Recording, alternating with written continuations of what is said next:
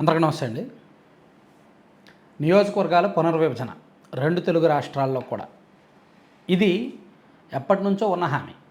2014లో రాష్ట్ర విభజన జరిగినప్పుడు విభజన బిల్లులో ఈ అంశాన్ని చేర్చారు. 2 రాష్ట్రాల్లో కూడా అసెంబ్లీ నియోజకవర్గాల సంఖ్య పెంచుతాము అని.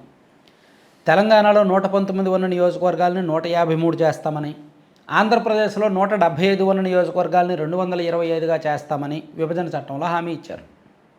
కానీ ఆ హామీని నెరవేర్చలేదు. ఎందుకంటే నియోజకవర్గాల పునర్విభజన చేయాలి అంటే జనాభా లెక్కలు వేయాలి, జనగణన జరగాలి. జనగణన 2011 కాకుండా 2021 జనగణన ఆధారంగా జరగాలి. కానీ 2021లో కోవిడ్ కారణంగా జనగణన జరగలేదు. సో అప్పుడు జరగాల్సిన జనగణన ఇప్పుడు చేపడుతున్నారు. ఆల్రెడీ నిన్న కేంద్ర కేబినెట్ భేటీ జరిగింది.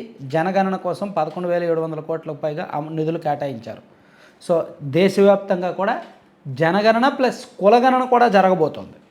గతంలో జనాభా లెక్కలు మాత్రమే తీసుకునేవాళ్ళు, కులాల అంశాన్ని నోట్ చేసుకునే వాళ్ళు తప్ప పర్టికులర్గా ఎంటర్ చేసేవాళ్ళు కాదు.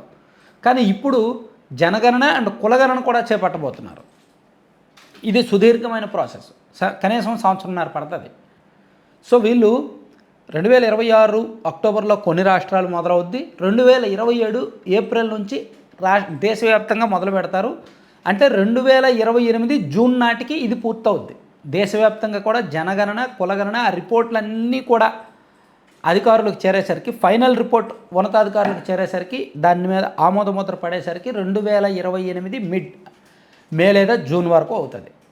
ఈ జనాభా లెక్కలు వచ్చిన తర్వాతనే ఈ సంఖ్య ఆధారంగానే నియోజకవర్గాల పునర్విభజన చేపట్టాలి. అది లోక్సభ నియోజకవర్గాల పునర్విభజన అవని, శాసనసభ నియోజకవర్గాల పునర్విభజన అవని.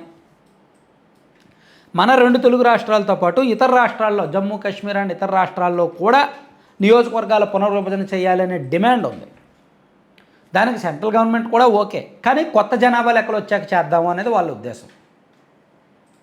అంటే ఈ లెక్కన 2028 జూన్ నాటికి కొత్తగా జనాభా లెక్కలు వస్తే వాటి ఆధారంగా నియోజకవర్గాల పునర్విభజన మరో ఏడాదిన్నర సమయం పడుతుంది, లేదా మరో ఏడాది అయినా పడుతుంది. 2029 ఏప్రిల్ లేదా మే నెలలో దేశవ్యాప్తంగా లోక్సభ ఎన్నికలు ఉంటాయి. లోక్సభ ఎన్నికలతో పాటే 5 రాష్ట్రాల్లో అసెంబ్లీ ఎన్నికలు ఉంటాయి. అంటే ఒడిస్సా, మన ఆంధ్రప్రదేశ్తో సహా ఇతర రాష్ట్రాలు. అంటే 2029 మన రాష్ట్ర అసెంబ్లీ ఎన్నికల సమయానికి నియోజకవర్గాల పునర్విభజన జరగదు.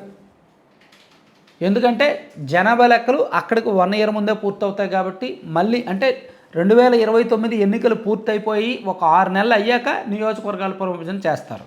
సో అప్పటికప్పుడు అవసరం ఉండదు కాబట్టి ఇంకా లేట్ చేసినా ఆశ్చర్యపోకర్లా. సో ఓవరాల్గా కంక్లూజన్ ఏంటంటే 2034 అసెంబ్లీ ఎన్నికల నాటికి మాత్రమే నియోజకవర్గాల పునర్విభజన జరుగుద్ది.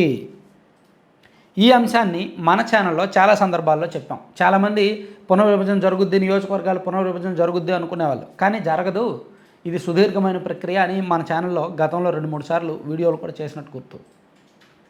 అయితే దీన్ని రాజకీయ కోణంలో చూసుకుంటే వైసీపీలో పెద్ద సమస్య ఏమీ ఉండదు. ఎందుకంటే వైసీపీలో ప్రస్తుతం లిమిటెడ్ లీడర్షిప్ ఉంది. నియోజకవర్గాల్లో ఏమీ 2-3 నాయకులు ఏమీ బహుళ నాయకత్వాలు లేవు.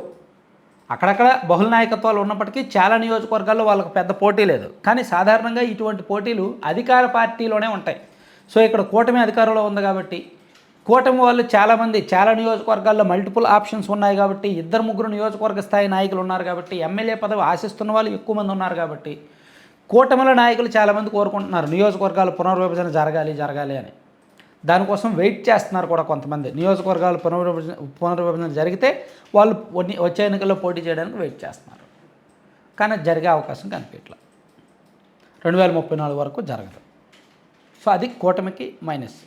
నాయకత్వ సమస్య తెస్తుంది, గ్రూప్ తగాదాలు పెంచుతుంది. ఇప్పుడు ఆల్రెడీ మొదలవుద్ది. సో ఇప్పటివరకు ఏంటి ధీమా, సర్లే నియోజకవర్గాల పునర్విభజన జరిగితే అక్కడ ఆ సీటు జనసేనకి ఇచ్చినా ఇది మాకు ఇస్తారు కదా, టీడీపీ వాళ్ళు ధీమాగా ఉంటారు. లేదా ఆ సీటు వాళ్ళకి ఇచ్చినా ఇది నాకు ఇస్తారు కదా, పక్కన పునర్విభజన జరిగాక ఇద్దరికి సమన్యాయం జరుగుతుంది కదా అనే ధీమాతో ఉంటారు.